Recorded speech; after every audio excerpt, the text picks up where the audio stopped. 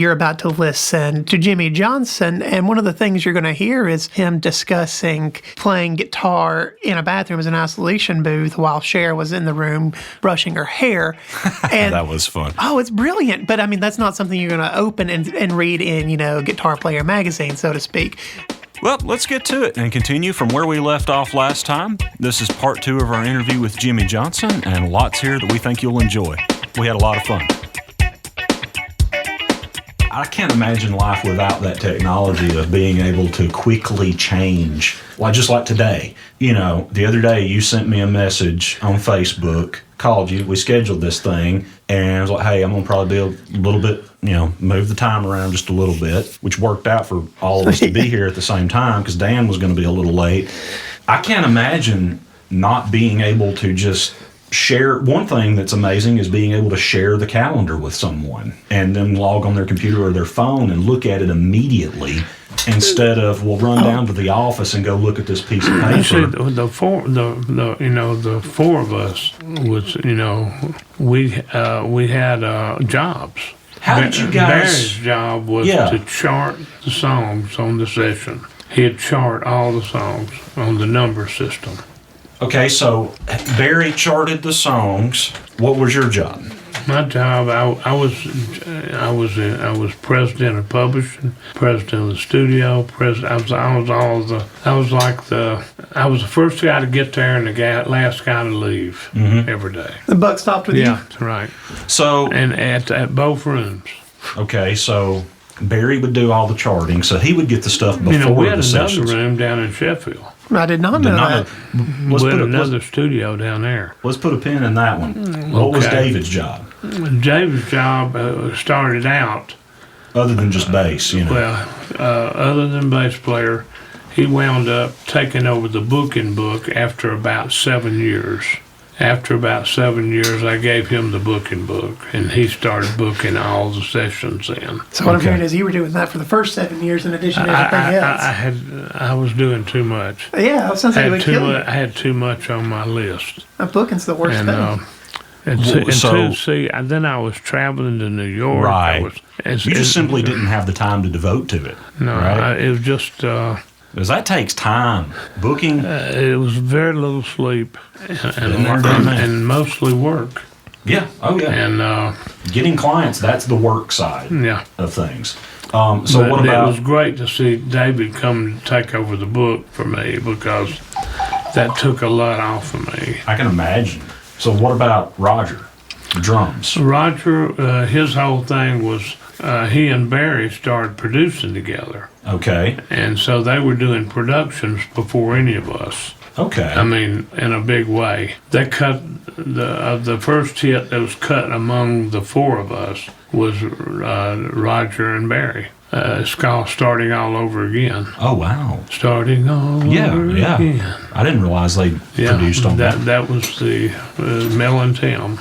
So the division of jobs, this is something that Dan and I have talked about, is in a band situation, which you guys were essentially a band, right? Mm-hmm. See, when I was in a band, I was the band manager. See? You didn't know how to go to sleep, did you? You didn't know how to sit down and take a nap. That's called hustle. And going after a dream is what that's called. That's hard. And doing what just needs to be done. We got to see Rick Hall. Right. And so he was our inspiration to a great extent. So you learned that work ethic partly from him, too. We admired Rick. Yeah. In a big way. He was like our big brother. He wasn't like our dad. He was like our big brother. In what way? Older brother, say 5 to 7 years older, Well, when you guys split off from him, did you guys... Well, he hated our guts then. And we had war. There's more here. We never hated him. He hated us for leaving him. Well, I imagine that scared him. It did, because he walked in, he had the Capitol Records with him. I mean, if I'm in his shoes and I'm sitting here like, this is my big deal with Capitol. Yeah. And we were part of the deal, see? Yeah. And so he walks in and we tell him we're leaving. Oh, no. Yeah. So he just... Yeah. I can imagine if I'm putting myself in Rick's shoes, it's like, man... He said, I would do exactly what you're doing, but you'll never make it. Which was probably why you guys made it. Well, that had to really, be a fire in your belly to us. prove him wrong. It got us. And, hurt a thing. And two, there was money he owed us. He owed us about $40,000 each royalties of stuff we had worked for him. I'm talking about royalties he was paying us. Oh, I wonder what that'd be. It's about adjusted for inflation. $40,000 per man. What year would this have been? We didn't start our company until '69. Yeah, y'all were down at the other place at 69 We to was at 77. Rick's before that. Yeah. But we came right over from Rick's to our place. Was there any downtime between that? Yeah, there was downtime just to get it going. I'd say about 2 or 3 months. It was very little going on, and How was that? it was rough. I mean, did you guys ever like sit down and have a conversation? Like, Well, it man, got to where we didn't talk about it oh, okay, because we didn't want to discuss it. okay.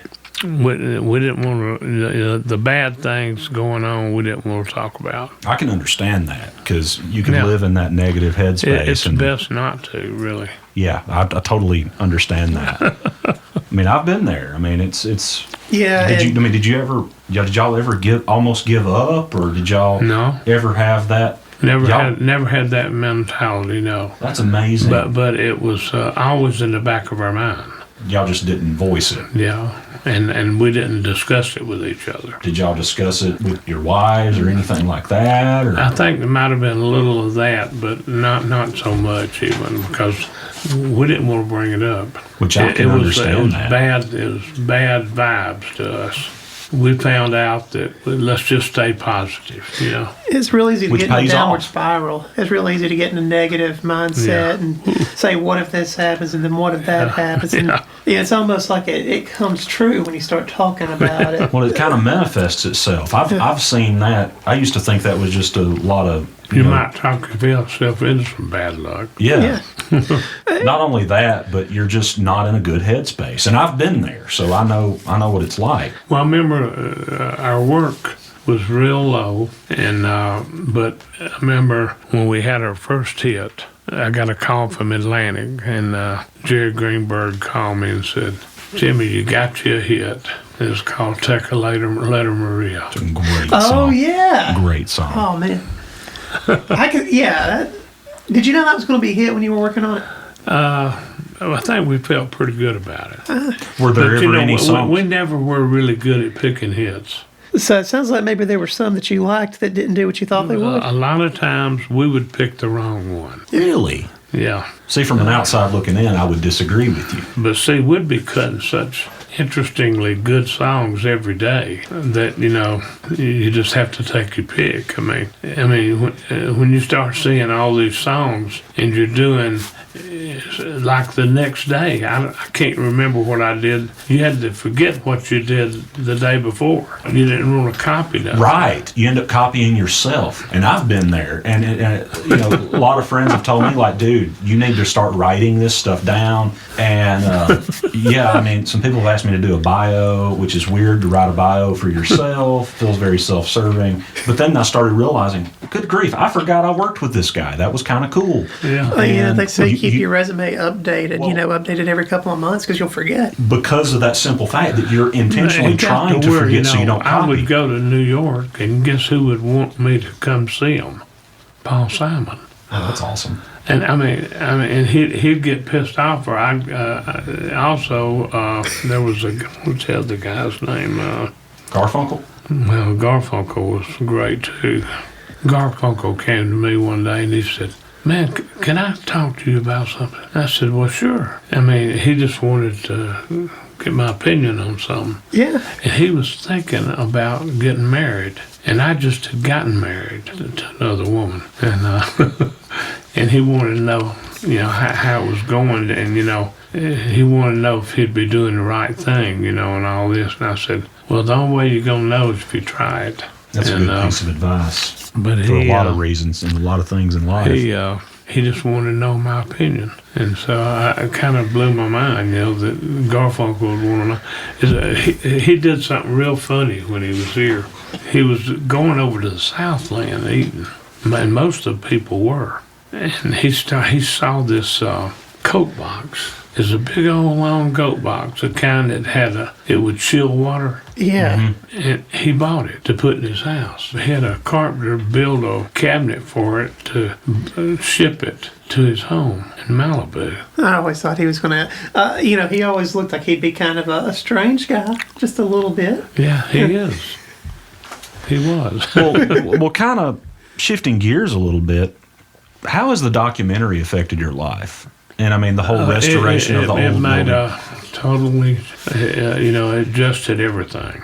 It, number one, it made the local area know what was going on, which nobody ever knew. I mean, people used to drive by the studio, and they'd see us out on the back porch all listening to a playback, and we'd all be about 20 people out on the back porch. And even being a cold winter, what have you, we'd be standing out there. And guess what? It was a perfect mono right there. And we could hear without being in the control room. I do the exact same thing right here. I'll open my door and walk out in the hallway, and I'll go grab some coffee, get away from these speakers, and do the exact same thing. That's what That's happens. funny. Isn't that wild? Wouldn't it? Makes sense. It does. But we called it the back porch test. Yeah, exactly. But people would drive by, funny. and guess what they thought? They thought we were having orgies there. We got accused. I mean, we had the police come by after we first opened up, and they wanted to know, awesome. Did we have a license to have a dance? We said, what do you mean a dance? We don't have dances here. This is a recording studio. And they said, recording station? What is that? They didn't even know what it was. And they come in, and then they started coming in every night, every day. The police became part of our life. And so really cool. I'll tell you a funny that's thing. one word We for were it. a dry county, Yeah. and we couldn't have any liquor. We couldn't sell beer or Right. nothing. Well, so we bought a beer machine, a draft beer, and we'd go buy the kegs and up at the line, and they'd come down and put them in, and guess what? They'd come in there and they'd see that beer sitting there. We'd figure they're gonna arrest our ass, and they never did. We found out why. Because unless you were selling it, there was no law against what we were doing and giving it away. We gave beer Y'all found away. a loophole. It was no charge. We even had a soup kitchen up in the front. Do you know about that? We had a soup kitchen, and this soup kitchen had every kind of soup, like every kind of baked beans. It had them kind with the weenies in it. Are you talking about weenies. up there, like to Beanie the weenies. like when you walk in the front door, right there to the right? Yeah, it was it was actually to the left when you walked in. Oh yeah, okay. And anyway, we had all that stuff in there, and guess what? Musicians would come there and fucking eat because they were fucking hungry, and we would feed their ass. Well, we would find cases of fucking food. So Who do how you remember was? eating the most? Who do you remember eating you out of house and home? That's a good question. Who do you remember eating you out of house and home? Do you remember anybody in particular eating you out of house? Oh yeah. Most of them would be songwriters and different guys coming who couldn't afford, didn't have a job. What about down here? Because there's a full kitchen right there. Yeah. How was that? Was that kind I'm of the same sure thing? that'd be the same thing. They'd go in there, get their coffee, and then any food It's no that's hanging different out there. now. It is no different now. All right, I feel bad. I left UNA where there was free coffee, free creamer, free everything, and I waited until I got here to come get free coffee. Our coffee's better. It is. I'm just It is saying. good Oh, coffee, man. Whoever is listening, I sorry. made that today. That's one thing I learned to do in the studio is make good coffee. Being an intern and an That's assistant. what Rick Hall told me the first day I went to work for him. He said, you got to keep that coffee on. Yep. He said, now, I don't want you to ever not have it on. Yeah. And that was my job. So I had to learn how to do that.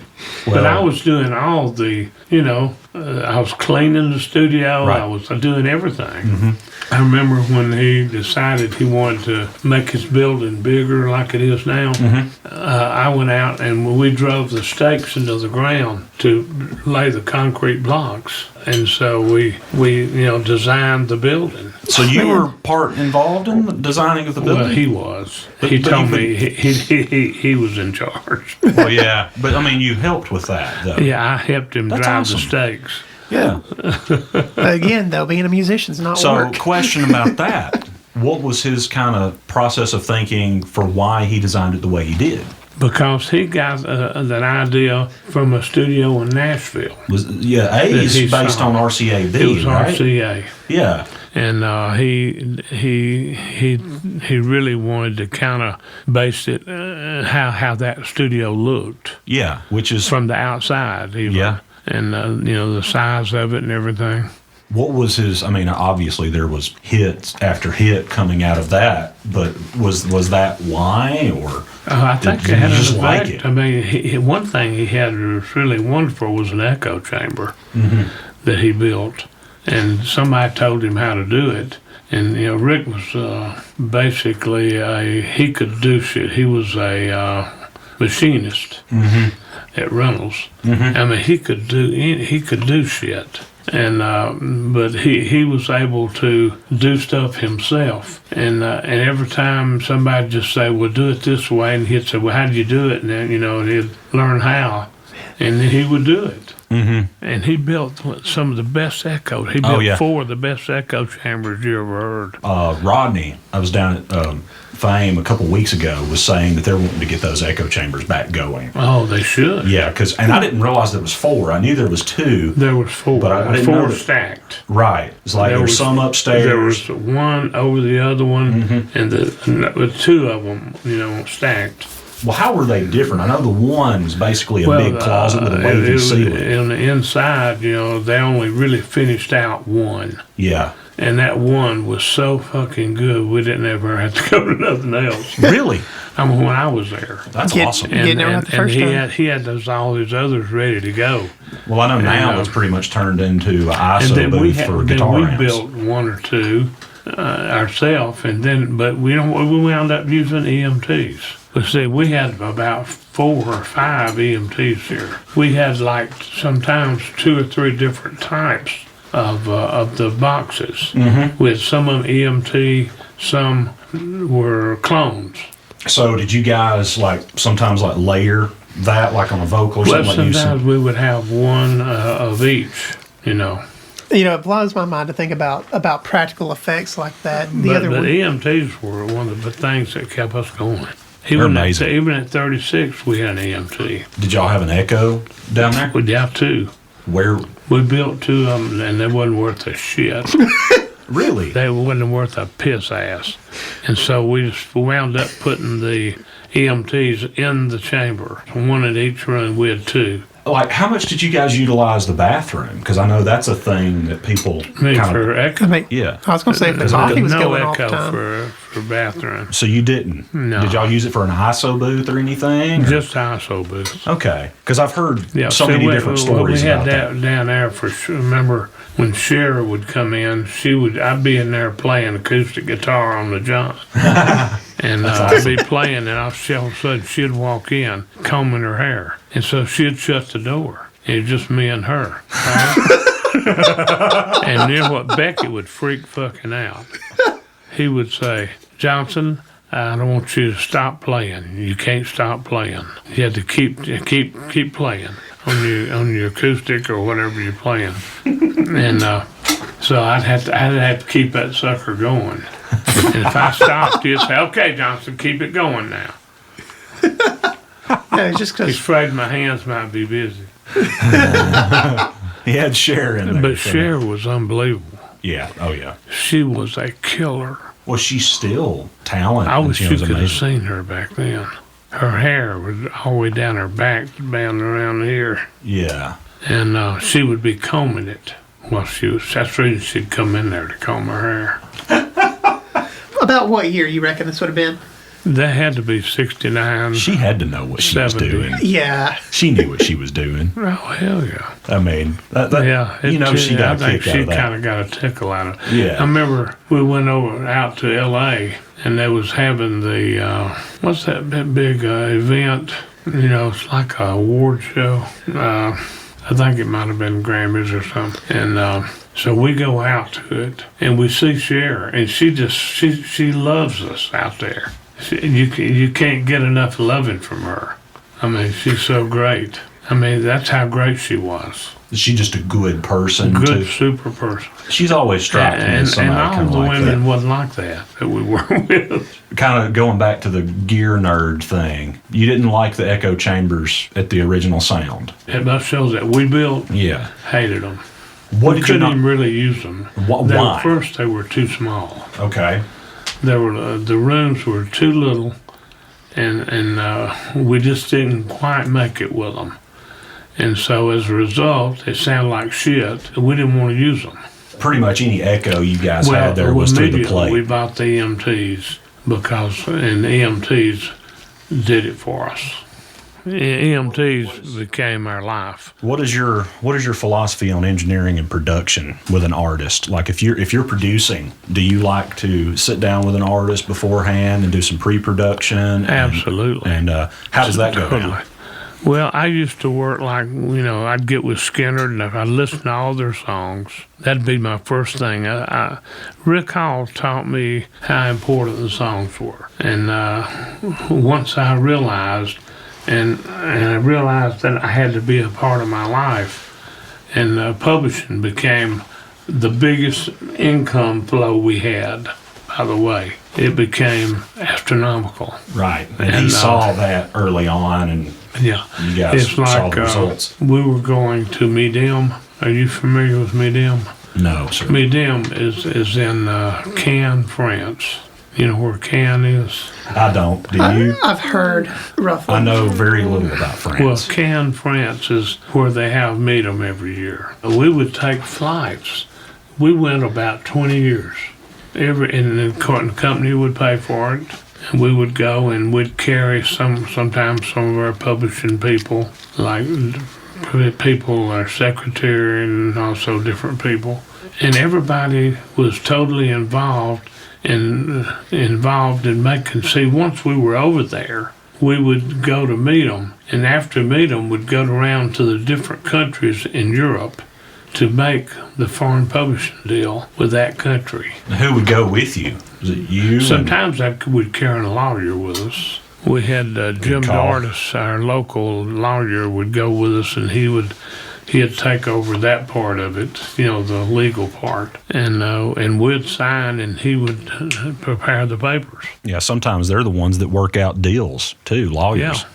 You talked about your Gretsch and your Martin earlier. Did you ever get those back, or The what now? you talked about your Gretsch and your Martin I that got never stolen? got them back, but I did. The company bought me a D28.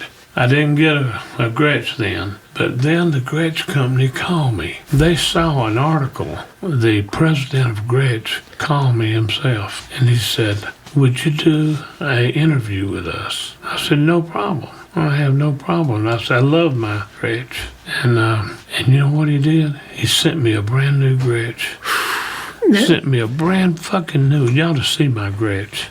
So you still got that I still one? got it, man. Oh man! I'm fixing to give it to my son too. Is that the one that you're handing off at your birthday party, or are you gonna? No, that's the Swamper. No, you that's said. the Swamper. But The original Swamper, yeah. How much did you use that Gretsch? He sounds like you really love I it. used to use the Gretsch on all the Aretha stuff when in New York, Oh man! and there was So that's that chain of fools another sound. guy Yeah. that God, what was his name? That was from Atlanta. That used to come over and play on the stuff. He'd come to New York and play on the stuff too. And he had the same guitar I did. So on the floor at the Atlantic Studios, on the carpet, would be two Gretches. Oh man! That's awesome. It's And fun. the same Chet Atkins model. That's the best endorsement I think a guitar company could get. Anyway, so that Gretsch guy called me, and then when he got through, he said, "By the way," said, "you'll be getting a package tomorrow." I said, "What do you mean?" He said, "Well, we're gonna send you a new Gretsch." Oh, wow. And then I said, "Oh shit!" And I got it. You ought to see my Gretsch. I'd show it to you sometime. It's Yeah, a bitch. I would love to I'd see love to it. see it. I would love to It's see a it. bitch. It's so beautiful. What color is it? Orange. Oh, there's still both of them Oh on. yeah, it's identical. See, that's my favorite. That, and I think the champagne and that like sage green. That to me, those colors just scream rich. But I used to play that on all the Aretha dates. Okay. And others too. I mean, you know. So that and your telly were That pretty my much your telly, but go-tos. then I wound up, while I was in New York, Bobby Womack, you remember Bobby? Mm-hmm. He got me into telly. He said, by the way, he said, Jim, so you need to go by Manny's, which was the great music store there. Yeah. And he said, and pick you up one of these. And I got it for $250 or something like that back then. And I got it and carried it home with me, you know, started playing it a lot. And the next thing I know, I'm on it every day. And then I go to it full time. What year would that have been? Because I'm sure that would have been a shift in your sound a little bit. That was about 66, 67. Okay, that explains some. 66. No big deal. Just a 66 telly. You still have that? You still have that guitar? Huh? You still have your telly? No, but I've had so many since then. Yeah. And now I've had so many clones, Yeah. you know. Well, my telly is just a Mexican standard. I was working in a Well, music guess store. what I found out? You remember Fullerton, California? Yeah. That they used to make all the fenders Yeah. in Fullerton, the Fullerton plant. Yes, sir. Well, guess who worked there? Mexicans. All Mexicans. Well, I'm That friends with Mexicans built them then. Right. Back then. So when it was, you know. Well, if you think about it logically, you got Corona and Fullerton and Ensenada, Mexico. They're not that far from each other. So Americans get work visas and work in Mexico. Yeah. Mexicans get work visas and And they work in have the some good States. craftsmen. I've got a Mexican P, and it's you'll pry it out of my cold dead hands. Well, I'm the same way So about if my you telly. get a Mexican anything, don't worry about it. Oh, I'm not. Well, that Strat right there is as well, and that's an incredible guitar. But my telly, the pickups were garbage. Well, you know what I and got I changed into? them out. It's a great guitar. What was the one that was the famous clone? What was the name of the G&L, brand? maybe? G&L. Yeah, that was Leo Fender moved off to another company. Leo and Fullerton. Mm-hmm. They, you know, Fullerton owned the plant. Mm-hmm. Did you know that? Mm-hmm. But I went to the plant. I've always wanted to do a tour of the I Fender did. plant. I went to the plant. Cool. And went into Leo's office and Oh everything. no! Wow, that's And it was so cool, man. awesome. Yeah, I mean, my telly, it's a Mexican telly. I was working in a music store in Decatur, and a guy brought it in. It was really nasty, and I left it nasty so the owner would see it and would hopefully be able to get it cheap. And he said, well, clean it up, and then we'll talk. And I'm like, he knew what I was on to. Yeah, I was about to say, I don't think you could slip that one past Ron. No, Ron's slick. He's a pretty smart businessman. But I ended up gutting it. So all the electronics are better electronics, but it's a fantastic guitar. Got a 4-way switch in it, so it's the regular telly setup, but also flipping in series like a Les Paul, so it kind of gets a P90 sound. Mm-hmm. So that's why it does so much.